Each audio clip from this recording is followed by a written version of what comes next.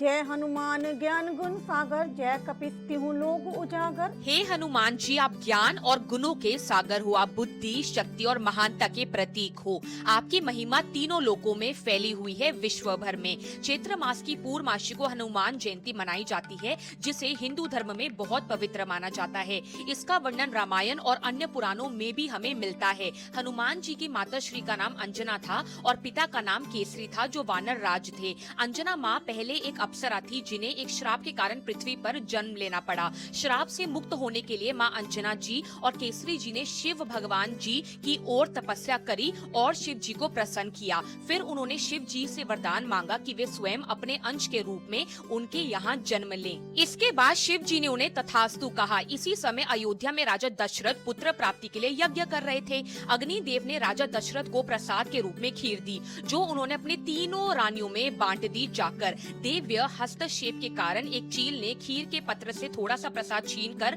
गिरा दिया और फिर वायुदेव भगवान शिव जी की आज्ञा से उस प्रसाद को अंजना माँ के हाथों तक ले गए। फिर वे प्रसाद उन्हें ग्रहण करने को कहा, जिससे कुछ समय पश्चात उन्हें एक दिव्य पुत्र की प्राप्ति हुई। इसी प्रकार भगवान शिव जी के अंश और पवन देव के सहयोग तथा अंजना माता जी की तपस्या से हनुमान जी का जन्म हुआ था। हनुमान जी के जन्म दिवस को बहुत शुभ माना जाता है। इस दिन पूजा पाठ करने से साहस, शक्ति और बाधाओं से हम सभी लोगों को मुक्ति मिलती है। और इस दिन हनुमान जयंती पर हनुमान जी को संदूर को चमेली के तेल में मिलाकर चढ़ाना बहुत शुभ माना जाता है। इन्हें लाल फूल चढ़ाने चाहिए। गुड़ और चने का प्रसाद हो या बेसन के लड्डू और बूंदी हो सकती है। इन्हें पान के पत्ते और तुलसी के पत्ते भी चढ़ाना बहुत शुभ माना जाता है। इस सब के पीछे भी एक कथा है। एक बार हनुमान जी माता सीता के पास गए और माँ सीता ने उन्हें प्रेम से भोजन करवाया, पर हनुमान जी की भूख शांत ही नहीं हो रही थी। वे खाते जा रहे थे और खाते जा रहे थे और उनका पेट भर ही नहीं रहा था। तभी माता सीता जी समझ गई कि ये कोई साधारण बात नहीं है, आम बात नहीं है।